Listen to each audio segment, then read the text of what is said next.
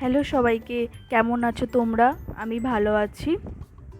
আজকে আমি নিয়ে এসেছি আলু দিয়ে মাটনের লাল লাল ঝোল। আমি জানি যে মাটন মোটামুটি যারা রান্না করতে পারে তারা সবাই রান্না করতে পারে। আমার উদ্দেশ্য হলো যে আমাদের বাড়িতে কি কি রান্না হয়, মানে মোটামুটি একটা মধ্যবিত্ত ফ্যামিলিতে যা যা রান্না হয় সেই রকম ভিডিওই আমি নিয়ে আসি। নতুন কিছু ভিডিও না, আবার যখন নতুন নতুন কিছু রান্না হবে সেই ভিডিও দেখাবো, আর আমাদের এমনি নর্মাল যা রান্না হয় সেই ভিডিও আমি তোমাদের সাথে শেয়ার করব। তো প্রথমেই দেখে নাও, মাটনটা আমি ম্যারিনেট করে রেখে দিয়েছি।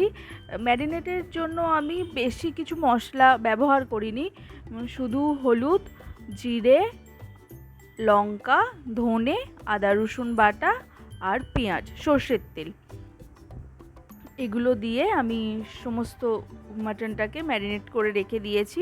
রেখে দেওয়ার পর আমি কড়াতে নিয়ে নিয়েছি সর্ষের তেল নেওয়ার পর আমি আলুগুলো দিয়ে দিচ্ছি। আলুগুলো আমি আগে একটু ভাপিয়ে রেখেছিলাম। ভাপিয়ে রাখার পর সেটাকে জল ঝরিয়ে নিয়েছি। নেবার পর তেলটা গরম হয়ে গেলে তার মধ্যে দিয়ে দিচ্ছি এক এক করে সমস্ত আলুগুলো দেওয়ার পর আমি তাতে দিয়ে দিলাম অল্প একটু হলুদ দিয়ে এবার নাড়াচাড়া করে নেব। নাড়াচাড়া করে নেওয়ার পর যখন আলুগুলো লাল লাল করে ভাজা হয়ে যাবে তখন আমি এক এক করে সমস্ত আলুগুলো তুলে নেব। দেখো আমার আলুগুলো সমস্ত লাল লাল করে ভাজা হয়ে গেছে। এবার আমি এক এক করে সমস্ত আলুগুলো তুলে নেব। আমার ভিডিও কেমন লাগছে অবশ্যই আমাকে কমেন্ট করে জানাবে। ভালো লাগলে একটা সাবস্ক্রাইব করবে, আর তোমাদের কমেন্ট আমাকে উৎসাহ দেবে আরও তোমাদের সাথে রান্না শেয়ার করার।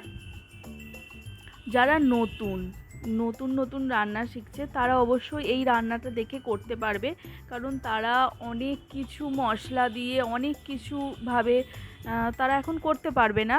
তো যারা নতুন রান্না শিখছে তারা আমার ভিডিও দেখে কিছু শিখতে পারবে। এরপর আমি ওই তেলের সাথে আর একটু তেল অ্যাড করে নিয়েছি।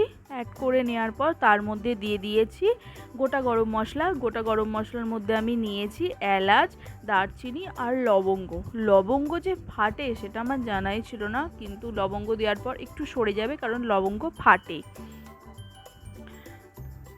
এবার গরম মশলা থেকে একটা সুন্দর গন্ধ বেরিয়ে গেছে।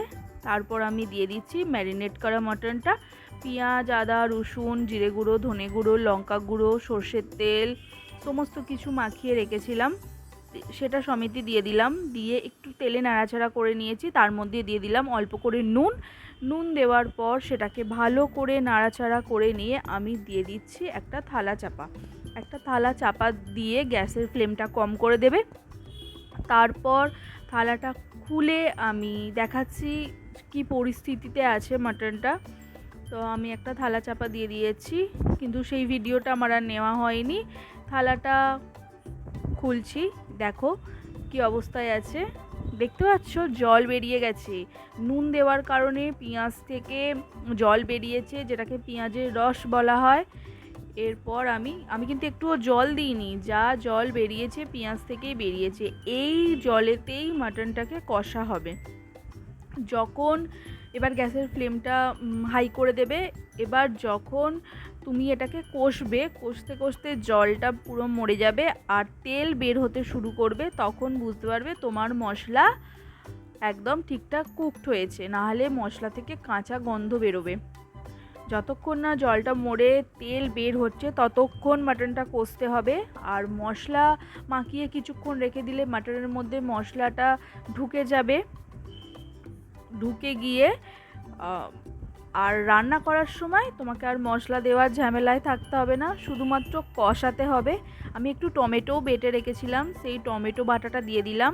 টমেটো বাটাটা দিয়ে সেটা ভালো করে মিশিয়ে নিলাম, মানে নাড়াচাড়া করে নিয়ে গ্যাসের ফ্লেম হাই করে এবার তোমার মেন কাজ হচ্ছে মাটনটাকে কষানো।